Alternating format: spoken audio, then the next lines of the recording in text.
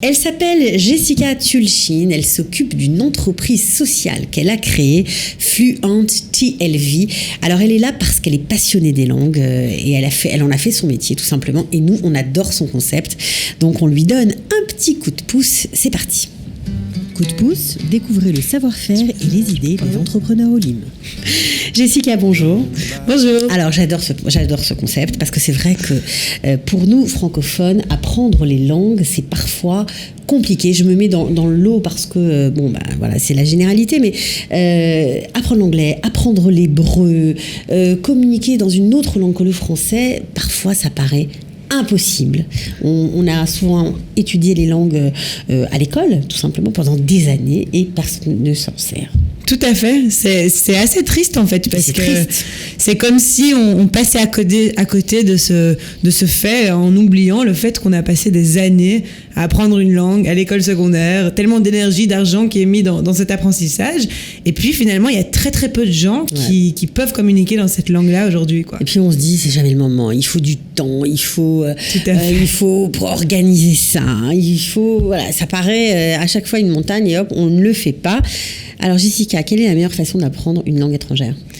C'est une bonne question, mais justement ce que tu dis là, ça fait partie du problème, c'est-à-dire le fait que les gens dramatisent énormément l'apprentissage de langue. Je pense que l'expérience qu'on vit à l'école secondaire, pas toujours, il y a des bons cours de langue. Oui, il y en a qui parlent très bien les langues. Mais dans beaucoup de cas, l'apprentissage est très passif et il fonctionne pas. Et donc il n'est pas bien fait. Et ce qui nous arrive à nous, c'est que on arrive à la conclusion qu'on n'est pas bon en langue. Que c'est pas pour nous. Mais pas parce qu'en fait on a vraiment essayé avec une méthode qui fonctionne, mais plutôt parce qu'on était dans un environnement où ça allait être très difficile de vraiment apprendre une langue. Et du coup, notre conclusion, elle est pas juste. Alors, Jessica Tulchin, toi, tu es une passionnée des langues, tu parles 7 langues toi-même, et tu trouves plus ou moins, on va dire on va dire oui, parce que tu es modeste, mais tu t'es rendu compte que c'était facile quand on était en immersion d'apprendre une langue. Tout à fait. En fait, pour moi et pour Fluent TLV, la meilleure manière de parler couramment une langue étrangère, c'est de se connecter avec la culture et avec les personnes qui sont connectées à cette langue. Et donc d'apprendre de façon qui est super active, pratique, où tu communiques avec ces gens-là et tu vis, en fait, entre guillemets, la langue. Pour ceux qui vivent entre francophones, entre anglophones, et qui n'ont pas ça paraît bizarre, mais ils n'ont pas l'occasion de parler l'hébreu quand ils sont en Israël, ou ils n'ont pas l'occasion, ils sont peut-être espagnols, ils veulent apprendre l'anglais, ils sont toujours entre espagnols, ils n'ont pas l'occasion de parler anglais. Toi, tu as trouvé un remède. Exactement. En fait, c'est un remède à beaucoup de situations différentes, de beaucoup de gens différents. Mais donc, un exemple type, ce serait les Olim Hadashim. De France, qui viennent en Israël et qui se retrouvent à vivre quand même dans un entourage où la plupart des gens parlent français. Et s'ils n'ont pas l'occasion de pratiquer... Ils vont jamais parler l'hébreu. Voilà, ils vont à l'Ulpan, ils disent super, j'ai fait l'Ulpan 1 an, 2 ans, et c'est le même exemple qu'à l'école secondaire. Souvent, même après ces années d'Ulpan, ils ne peuvent pas parler français. Alors, qu'est-ce que tu proposes ? Donc, ce que nous, on propose, c'est une plateforme où ces olim-là peuvent améliorer leur hébreu en contact avec les Israéliens et à travers la culture israélienne. Alors, est-ce qu'il y a du changement par rapport à la dernière fois où tu étais venu ? On t'avait reçu à Jérusalem, on avait beaucoup aimé le concept, c'est pour ça qu'on considère, moi personnellement, je trouve que c'est vraiment un très bon moyen de s'améliorer en hébreu, notamment. Alors, on voudrait savoir, est-ce qu'il y a des nouveautés ? Est-ce que tu as changé des choses ? Est-ce que ça marche ? Écoute, surtout on grandit, c'est-à-dire on a plus de gens qui comprennent que c'est ça la bonne manière d'apprendre une langue, de façon fun, de façon pratique. Et puis les événements qu'on a donc tous les samedis soirs, on a de plus en plus de langues et de plus en plus de gens qui viennent pratiquer des langues différentes.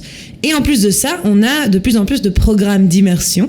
Donc voilà, l'idée du programme d'immersion, en fait, c'est de prendre le concept dont je vous ai parlé. Quand tu dis immersion, ça veut dire quoi ? Comment ça se passe concrètement ? Alors l'immersion, moi j'aime bien donner l'idée, c'est tu t'imagines une piscine qui est pleine d'hébreu. Et tu rentres dedans et tu prends ta respiration. Voilà, exactement. Et tu vois, tu sens, tu parles que hébreu. Alors, combien d'élèves et qui sont les élèves ? Comment ça se passe ? Chaque programme d'immersion, en fait, il est proposé à 2 différentes cultures et 2 différentes langues. C'est sur 2 langues, en fait. Exactement. Donc, un programme, ça va être l'anglais et l'hébreu. L'autre, ça va être l'espagnol et l'hébreu. Et un autre, ça va être, qui est très populaire, c'est celui du français et de l'hébreu. Et en fait, la moitié des participants sont des francophones qui veulent améliorer leur hébreu. Et l'autre moitié sont des Israéliens qui veulent améliorer leur français. Comme je te disais, il y en a beaucoup aussi qui sont vraiment passionnés. Alors, ça veut dire quoi? Oui, qui sont passionnés par le français. Alors, les Israéliens parlent français et les Français leur répondent en hébreu? Alors, en fait, on se rencontre une fois par semaine, entre autres, pour un cours de 3 heures. Et en fait, le professeur, il est bilingue, il est biculturel aussi, si on peut dire ça en français. Et le cours est divisé en 2. La moitié, on parle que français, l'autre moitié, on parle que hébreu. Et donc, on se crée à chaque fois une immersion l'un à l'autre. Et on a cette valeur ajoutée d'avoir des natifs, donc des native speakers avec toi dans le cours, avec qui tu peux pratiquer et qui peuvent aussi partager leur culture. Voilà, ça change tout. Bon, alors on va voir une petite vidéo parce que tu ne te contentes pas de faire des programmes d'immersion. C'est un programme de 10 semaines. Toutes les semaines, on se voit, etc.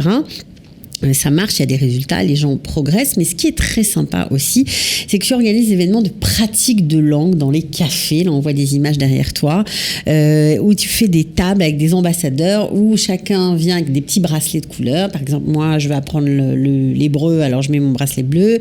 Et moi, je vais apprendre l'arabe, je mets mon bracelet rouge. Et on parle avec des natifs de chaque langue. C'est la même chose, mais c'est juste le contraire. C'est-à-dire, tu portes le bracelet de ta langue maternelle. D'accord, pardon. Donc moi, si je cherche des Israéliens avec qui pratiquer, je cherche les gens qui ont un bracelet bleu. Ok, d'accord. Bon, j'avais presque tout compris, mais voilà, c'est mieux quand c'est précisé par toi.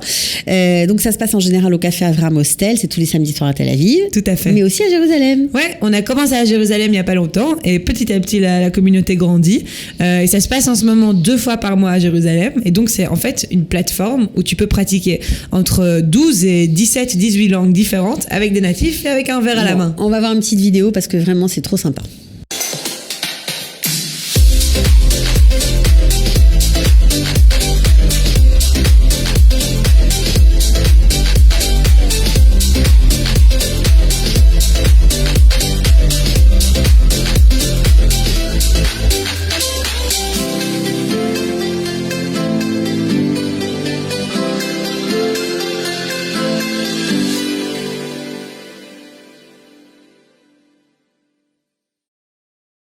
Voilà, on a vu quelques images en ligne. J'espère que ça vous aura donné envie d'y participer. On fait comment pour se brancher sur Fluent TLV? Le meilleur, c'est de suivre notre page Facebook et sur Instagram aussi, Fluent TLV, simplement. Comme ça s'écrit, enfin, comme ça se prononce. Comme ça se prononce, exactement. C'est la fin de la journée, on va dire. Exactement. Et voilà, j'invite tout le monde à rejoindre nos événements pour venir pratiquer des langues. Et on a des nouveaux programmes d'immersion qui commencent aussi après les Chagim. Donc, on peut s'inscrire. Tout à fait. Les francophones, c'est pas cher. Ça fait partie aussi de nos principes de garder les choses accessibles. Et bon, l'idée, c'est qu'en fait, à partir du moment où on s'inscrit au programme, on reçoit les cours toutes les semaines, on reçoit l'entrée aux événements de pratique, on reçoit des activités en plus comme un tour de Tel Aviv en hébreu, comme des cours de guitare en hébreu. L'idée, c'est de faire plein de trucs sympas, salsa en espagnol pour ceux qui aiment l'espagnol. Ouais, donc il y a plein d'activités. Voilà. C'est vraiment apprendre la langue de façon fun, quoi. Exactement. Être naturel. Parce que c'est comme ça que ça doit être. Comme si on était à l'étranger. Exactement. Bon, j'aime bien. J'aime bien cette petite révolution. Peut-être que ça marchera avec les francophones. En tout cas, c'est tout ce que je leur souhaite parce que c'est vraiment, je pense que c'est le seul point d'achoppement, le point noir de l'Alliance français, la langue. Et c'est vrai que s'ils pouvaient un peu se décoincer et accrocher avec ce système, ce serait génial pour eux. Merci beaucoup, Jessica. Merci à toi. Merci. Au plaisir de se revoir et à bientôt. Merci beaucoup. Coup de pouce, découvrez le savoir-faire et les idées des entrepreneurs Olim.